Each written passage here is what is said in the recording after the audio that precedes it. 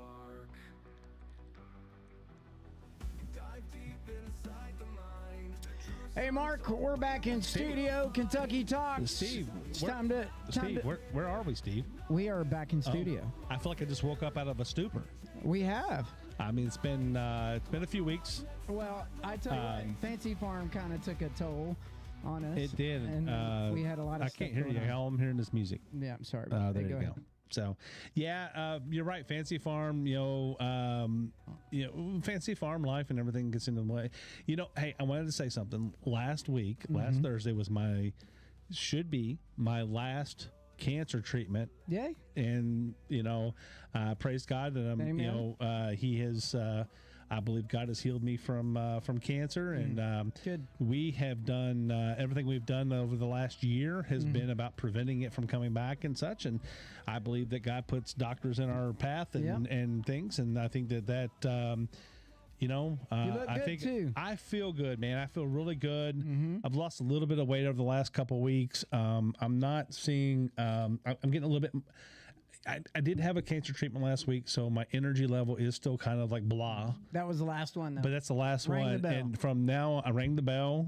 We celebrated with the team over there. Told the ladies, don't take this the wrong way, but I hope I never see you again. And then they quickly reminded me, you still have to come back for for checkup. So I was like, oh yeah, well, I do hope to see you there, but not on this end of the hallway where we get treatment. Yeah, so. no kidding. And things like that. But it's been great. It's the experiences. It's an experience I don't want to have again, but the people that over there at the and I'm going to give them a quick shameless plug over there, I guess, but the over at the Norton Cancer Center, Cancer Institute over in Court, and that group of ladies over there and the doctors over there have done a fabulous job. They've made it as painless as possible. It's not been completely painless, obviously, because you're getting an infusion, a blood infusion every few weeks, and I tell you what, I really I really pray for those people who have to go and get those treatments, 5 days a week type of things. And,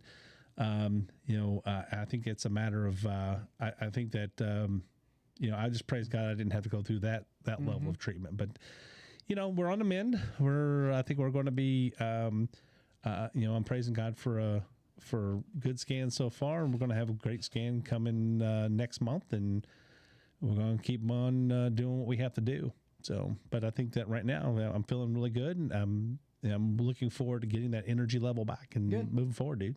That's awesome. So, I have a couple topics I want to talk about today. I'm listening.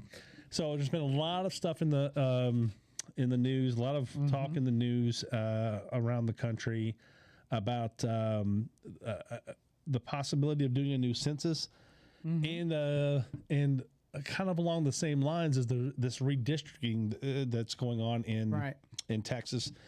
And so let's make sure we're good. Making sure. Okay. Yeah. I always get a little gun shy when I get a buzz on my phone at the time. Yeah. And so if you haven't heard out there, Texas has just passed their redistricting, and it's expected to add 5 Republican seats to the House of Representatives, the U.S. House of Representatives.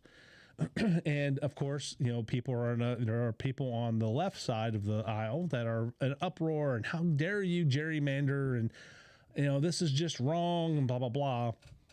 And but in reality, if you look at how California's been drawn up, Illinois has been drawn up, and New York has been drawn up, they have basically, in Illinois, they've all but eliminated Republicans' representation out of the state by taking, those couple heavily Democratic populated areas and spreading that population out over the whole state.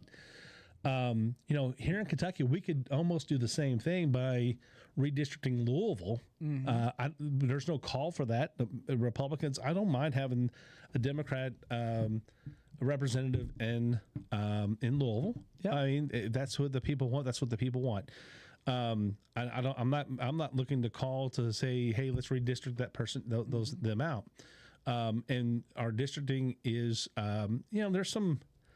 there is some strangeness to the way our patterns are. I'll be the first to admit that the first district is kind of an odd shape.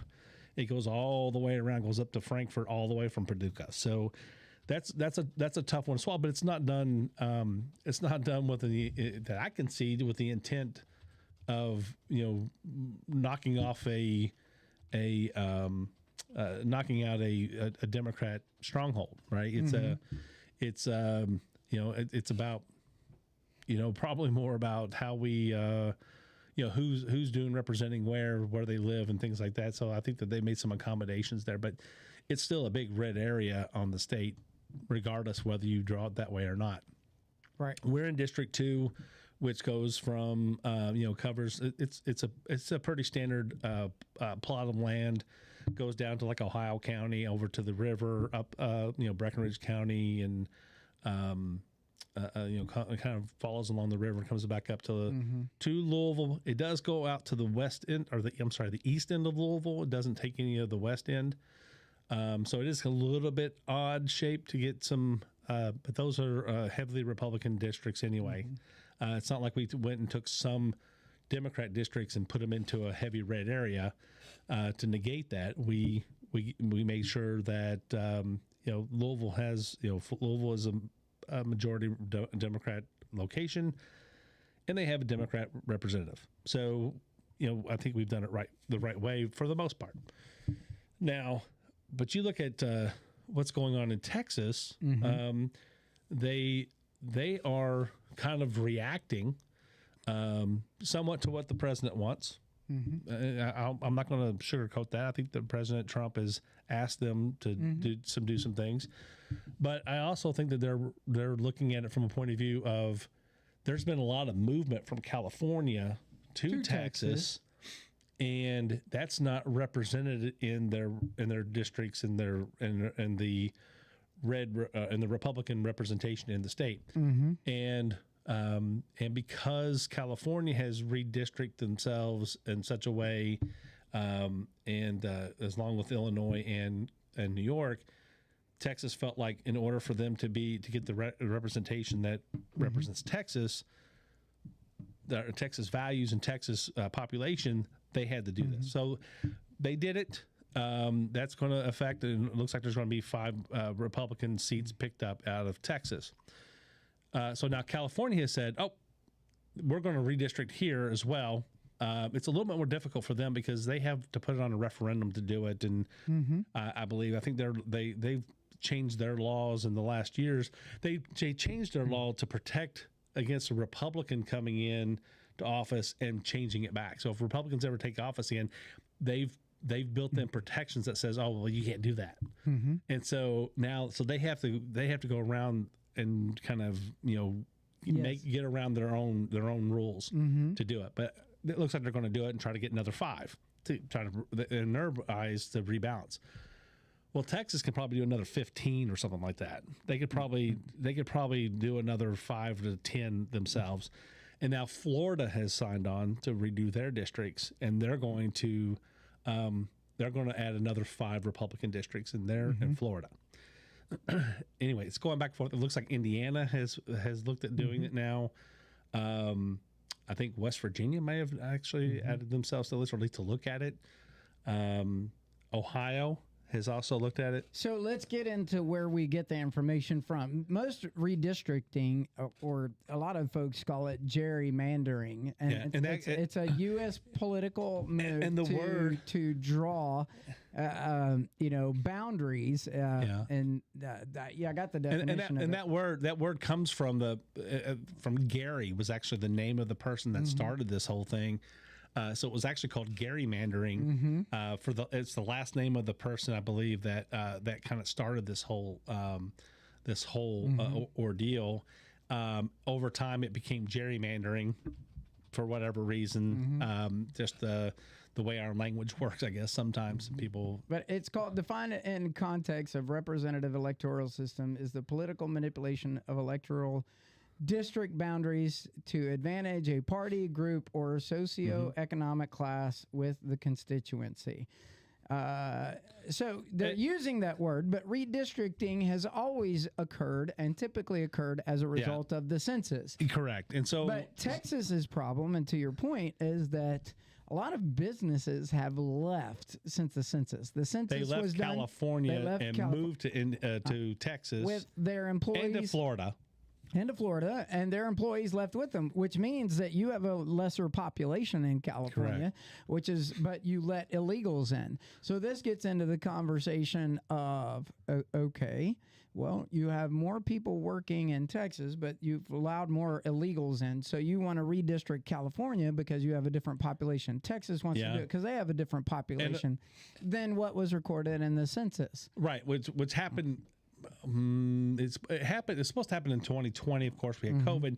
It actually got pushed out to 2021. It didn't finish until like 2022. So it's actually pretty new, but the counts happened earlier in that period. So the final numbers I don't think applied until 2022, and then that you feel like it's settled until you realize that wait a minute, a lot has happened since COVID.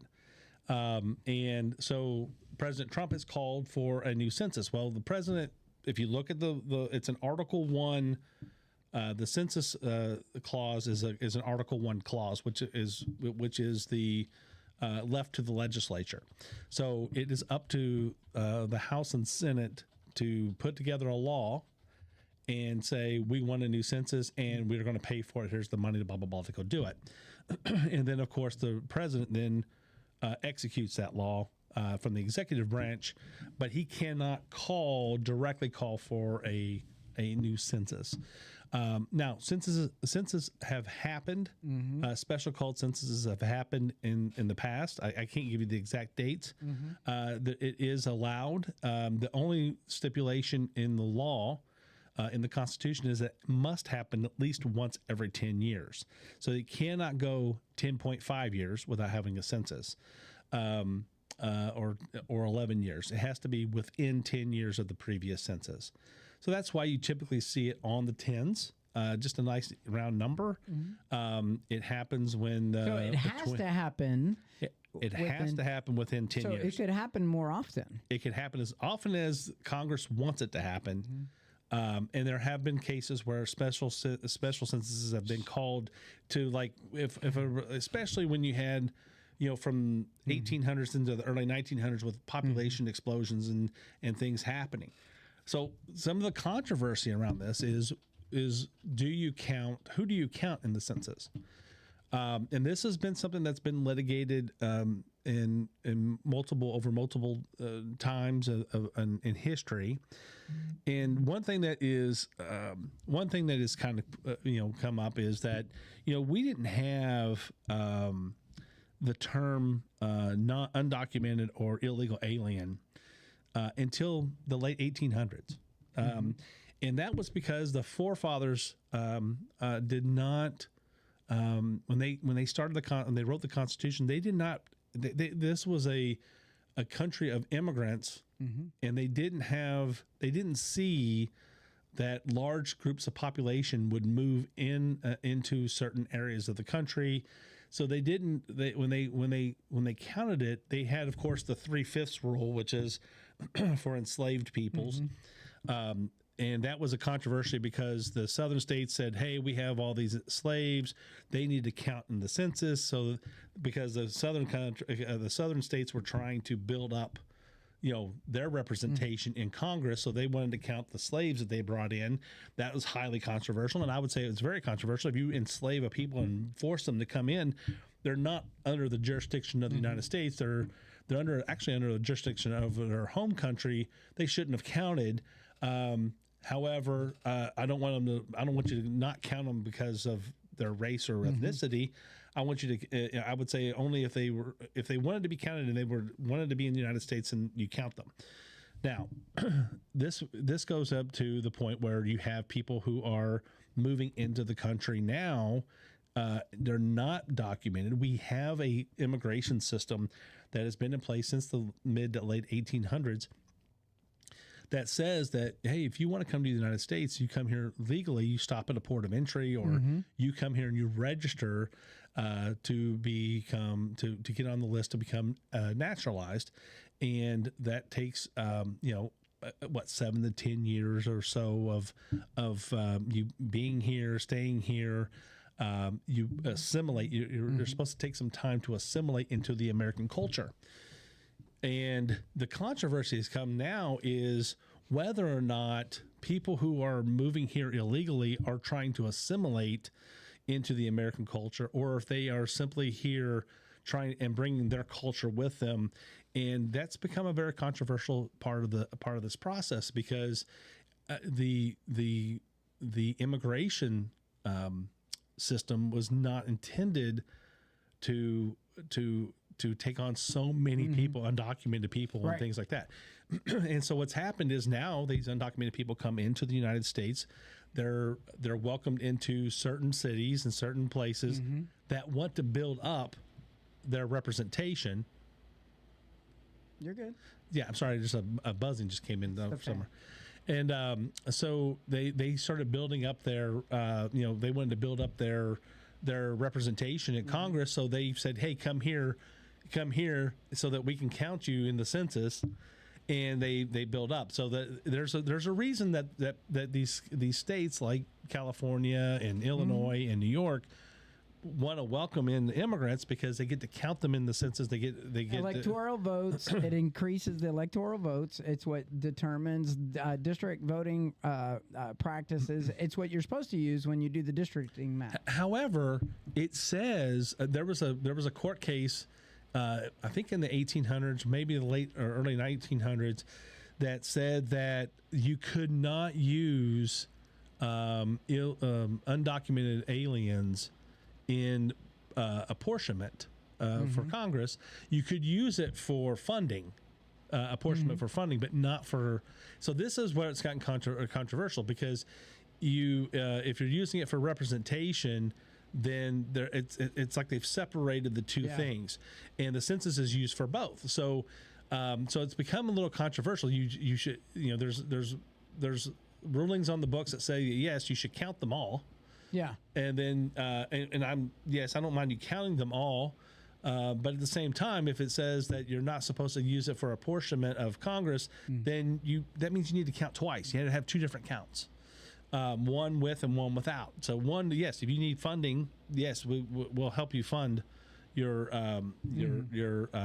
activity. However, if you now, because states know this, and the politicians know this, is it right for them to invite all these undocumented people into their cities and their states?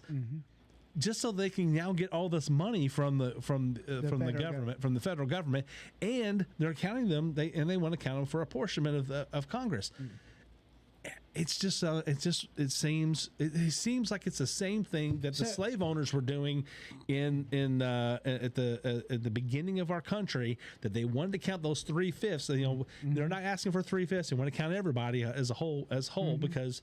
But it seems like they're doing the same thing. They're bringing in huge populations of people, undocumented people, so they can bring them in to count them, and then they don't really care what happens to them after that, to tell you the truth. I mean, they say they care. Why don't we just clean up? But those people are all moving all over the United States. You look. Why don't we just clean up all the drug addicts and get them back to productive members of society instead of bringing in? I agree. I mean, I agree that there's a lot of things that are going on out there. And I'm not saying that. I think there's a discussion to be had on how do we increase legal immigration. We let in approximately about 1 million or so people a year through the naturalization process and State Department. Yeah, and the State Department, and that's legal immigration. Those are people that are. That have legal visas and things like that, and they can come here and get in line to start the process of becoming naturalized citizens. So let's do this. Yeah. So Lutnick first of all, is the guy that's in charge of he's in charge of the Department of Commerce. Department of Commerce is in charge of the census. His name.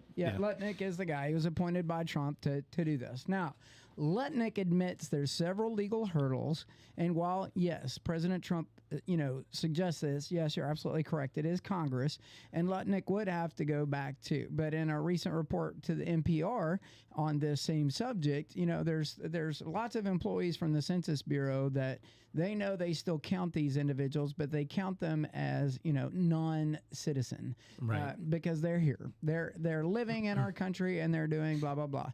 And of course, they try to answer those questions in the census. Now, whether that's legal for them to be here or not, hey, you're a human on the planet Earth in America. Count.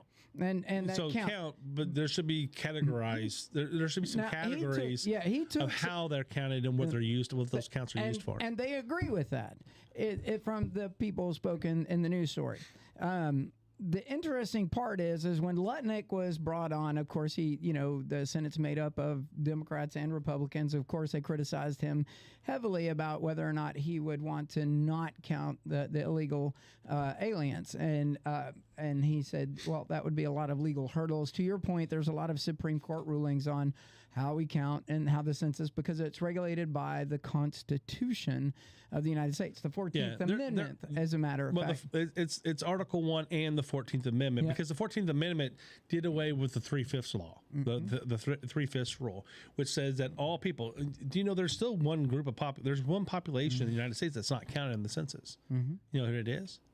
Go ahead, Mark. It's Indians untaxed. Yep. So if you're a Native American, an Indian, as it was stated in the Constitution, and you're in an untaxed part of the population, if you're, in other words, you're in the sovereign lands of the tribal nations, and you're untaxed, and you're not counted in the census. Now you could. You're able to be a U.S. citizen and be counted. That's not the controversy. The controversy was not a controversy, really. It's just the way the rules were set up. In that sense, the people who are crossing the border illegally, without going through the proper channels, they fall in the same standard. They're sovereign citizens to a sovereign state or country somewhere else. Not to the United States. So therefore, now, you don't get representation. You don't get representation in the United States. You don't get. Yeah, I get it. It's a humanity issue. It is a humanity issue. I want to be open to helping other peoples and such, but I also want to. There's a lot more causes in the United States that could be solved than to be doing the outreach for. Yeah, I think the people that are already here get left behind whenever we do this, and I've seen some different interviews of people saying, "Hey, our borders were never open," and blah blah blah because because they they can come here and they can register and blah blah blah. But the thing is they're coming here, they're not registering, they're not doing things, they're not going through the proper channels. Let me finish with where I was going. Yeah, so go ahead. All right. So if Trump he's recommending, right? So Lutnick has to carry water to Congress. And that's an important aspect. He's really just making a recommendation. He's saying he wants it to happen. And he wants to do a census where we have an accurate count of those who are society citizens of our society. They were born here. They meet all the legal requirements of being in the United States.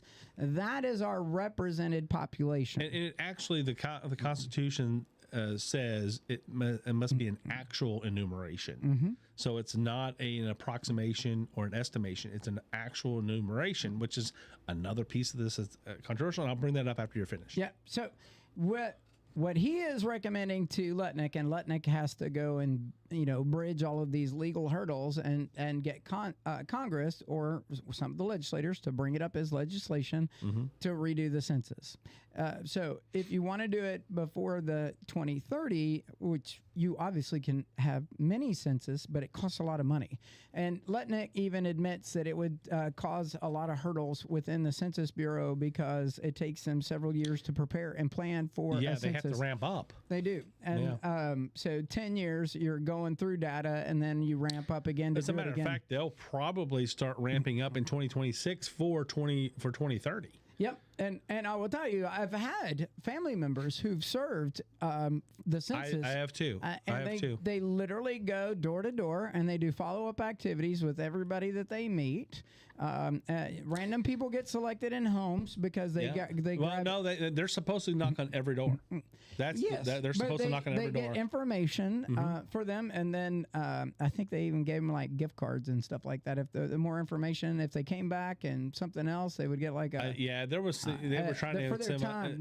They've done some different things over the years. There was some online voluntary you can go fill out, and then they did a follow up and to try to help move the census along and such. So. Which is a dangerous thing, and we'll talk about that in a second. But process information through versus the physical interaction. There, how many people live in this home? Oh, I see that there's 30 people living in this home. You know what I mean? Yeah.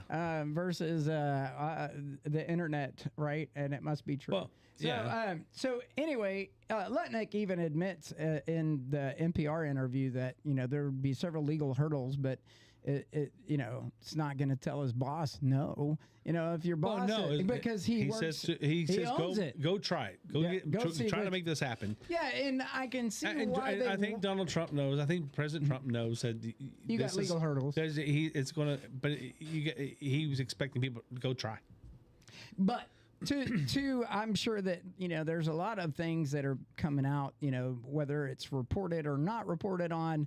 I see stuff every day that I know doesn't get reported on the national news, and the problem is they don't want to cover it because it makes them look bad for not covering it over all the years. But not going to get into that.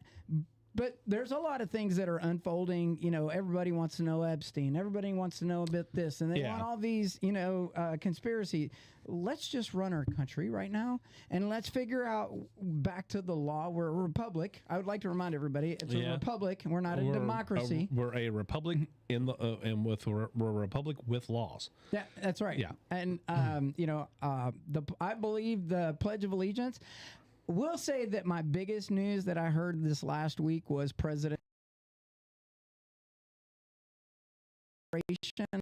that you cannot burn the American flag. Yeah. You go to jail for that's a tough one. It is. That's a tough because isn't that he said it causes too much disturbance on college campuses and this, that, and the other, and people get hurt. I can understand where he's coming from. However, I also think it's treason. And we can get into that, right? We can get into that, but it's a flag. It is. It's a representative of our country, but it's also a statement that can be made, and so it's very. We'll see where it goes. I would never ever burn a flag, and I would say something if somebody was trying to burn a flag next to me. Mm-hmm. However.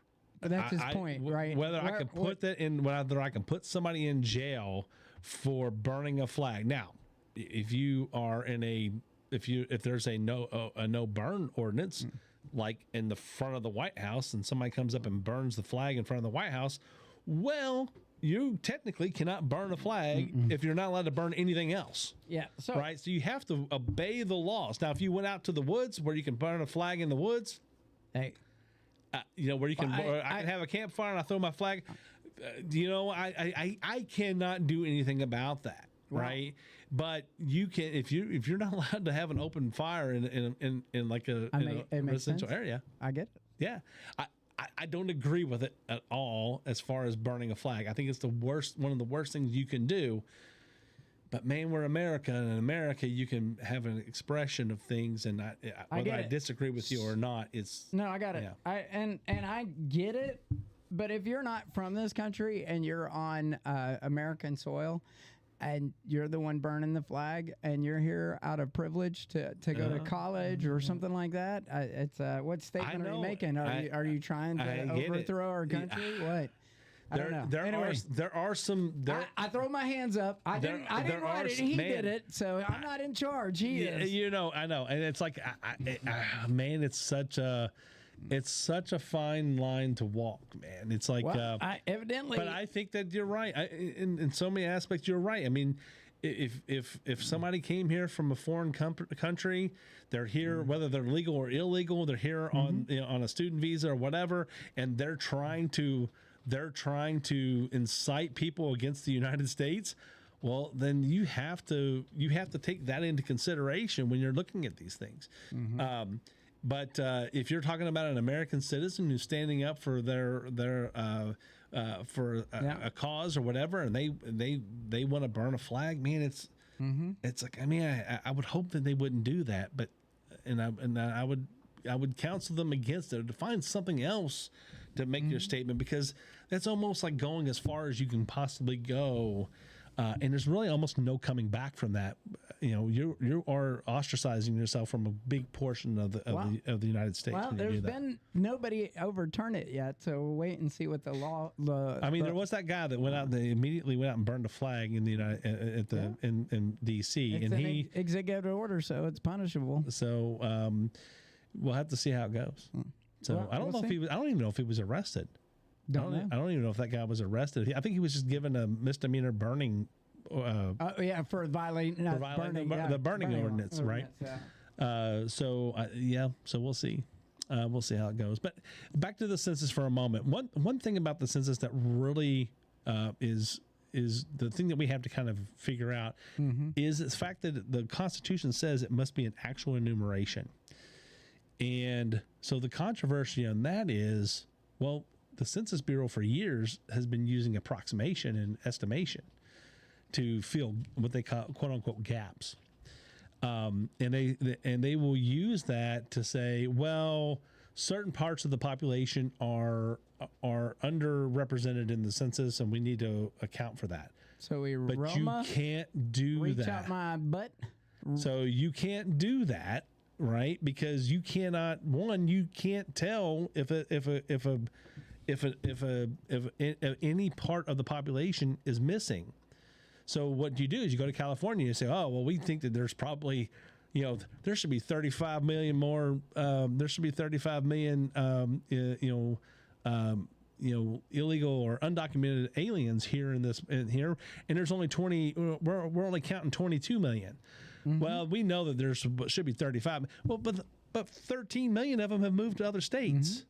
So, right? Here's my thing. You can't estimate that there was 35 million. Yeah. So my thing is living in the United States. Not that they own a home here in the United States, that you're living in the home. So my thing is the U.S. Postal Service walks up to every door and drops mail in a mailbox.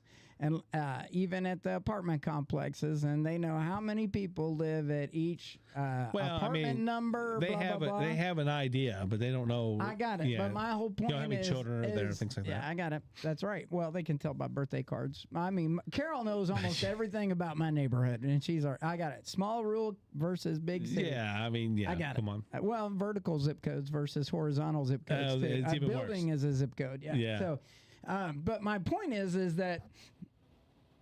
It says specifically the term enumeration refers to the process. Actual enumeration too. Actual enumeration. Yes. And it says the enumeration is a crucial part of the census process as it ensures that every individual is counted accurately and in the right place. Correct. So that's the whole point. Because you can't have equal and fair representation if the data is skewed. Here's the thing. You can't tell what the skew is when you count, because the data is the data. So you can say, well, I counted all these people. Well, this house never answered, so we're going to count like there's the population includes. You can't, because there's just as much. You have to look at it from the point of view that every state, every population is going to have gaps, and so just do the enumeration, count it. And then a portion based on the actual counts of those people in that area. Don't try to estimate that there's more here or whatever. Use the counts, because why? In California, you're going to have X percent of gaps. In Kentucky, you're going to have X percent of gaps. In Ohio, you're going to have X percent of gaps, and it's going to work out. You're going to have the same opportunity for gap in every location, and you're going to have about the same. I've seen articles where people talk about. The people of color, the populations of people of color are not as open to answering questions right? Well, a lot of them are illegal aliens or undocumented aliens. And they're afraid to answer questions from the U.S. government because they're afraid they're going to get busted by ICE or what have you. So I get that. But there's also sovereign citizens who don't answer questions. There's huge portions of all populations, whether you're white, brown, black, Asian, what have you. There's huge parts of your population that are against, that are uncomfortable talking to the government and answering government questions. And so those are all going to be populations that are going to be missed. And so if you just enumerate, go out and do your best effort to make the counts, a portion based on the counts, do not estimate, then I think it's going to be a more fair representation across all states. Now, if you want Kentucky to be as represented as possible, then you get on your horse and you go out and go door to door and make sure, and you do everything you can to make sure people are filling out their census information and they're getting counted. You, as a citizen of Kentucky, should want your neighbors to be counted. Make sure, go talk to them. Say, listen, we need you to be counted because we want to make sure that we're appropriately apportioned in Congress. Sure. And if we don't do that, then we're going to get missed out. But if you do that, you're still going to have. So now that means California's going to be better. They're going to get better at doing their censuses. Kentucky's going to get better. Ohio's going to get better, and so on. And if not, then we're all going to be apportioned based on the actual enumeration, as it says in the no estimates should ever be used for apportionment. I agree. Ever. I agree. So that's where we are. That's where you and I agree. But I think in the last couple of censuses, 2022, 2021, 2022, whatever year you want to put on it, we know that didn't happen, that they used estimates and they've overestimated populations in states like California and New York and Illinois. So so that's where we are. I think that we are I think that's what I wanted to bring up today. I think I think it's appropriate for us to do a census, especially after one that was as controversial and probably as incomplete as it was. I think that we need to put some strict guidelines around it. The Constitution, I think, puts the guideline around it that it must be enumerated. Again, whether we count undocumented aliens, I think we should not count them for apportionment, but we should count them for funding. I think that settles the argument. Sure. And I think that's what the Supreme Court has said as well. So that's what I've got for today. Anything else you want to talk about? Well, the moon is hollow. The moon is hollow. Yeah. No, I'm just kidding. That's not what. Well, that is a controversial one. No. So all those pot marks are just like pit holes. No, I will. Yeah, I will throw out a plug that I know that the trial where we had a murder shooting, well, a death. Let's put it that way. It was that was arrested for murder. That trial is actually going on today, and I believe they're in deliberations. Erlene's actually at the trial. Are they? Yeah. Is she? I mean, I didn't know. I realized they were already in deliberation. So well, I don't know if they're out yet. They were in deliberations when. So it went to jury today. Yeah, that's what I was told by our on the spot reporter. Erlene Bohannon, our editor, is covering the story. That's the story in the news. So hopefully we get something out today on that. So stay tuned. We'll keep you posted. And it's looking like the case has been very back and forth. It is a fact that it is a law in Kentucky that you can defend yourself and shoot somebody dead in the chest. Yeah. We are not a run state. We are.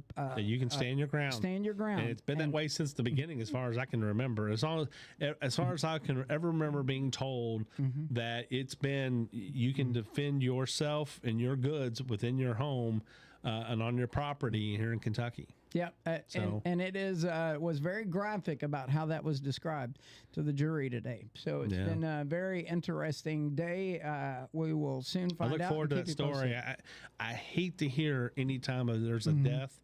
But I think it's important for us to be able to have our Second Amendment rights to protect ourselves. if I'm in fear of my life, and I have my my concealed carry, I do have a weapon. I will protect my family and my children. But it's one of the last things I want to have to have to do. Well, and it's very unfortunate. This case also involves the victim, obviously a meth addiction and some other things. So there was drugs involved, and it was. That's the problem we need to solve. All I can do is shake my head. I hate this, and we'll see. I pray for those families. I know that there's other people involved other than just the people who are directly involved. There's a lot of indirect people, families, children. Well, and that's tell us what your thoughts are on this subject. It's going to be interesting. We'll see what Kentucky's grown. Maybe we need an extra representative seat. So we only get 2 senators, folks, but House is made up of based on the population. Kentucky only has 6, but at one time we had 7, 8 representatives.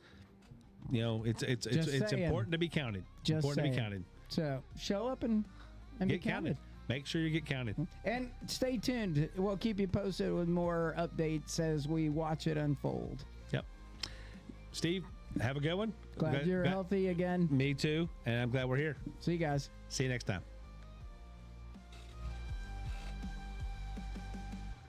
It's come back in, but we literally just shut down the podcast, Mark, and the news came out. The verdict came in. The verdict came in. He is not guilty on all charges. The law in the state of Kentucky of stand your ground held in this case.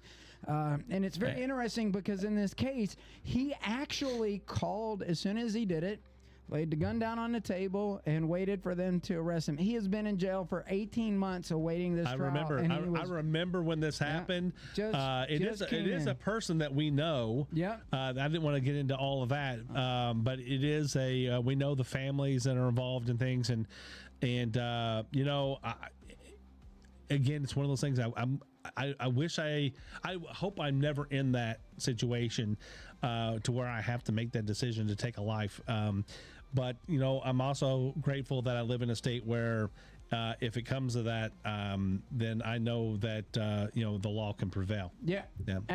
So breaking news, you heard it right here at the Messenger first that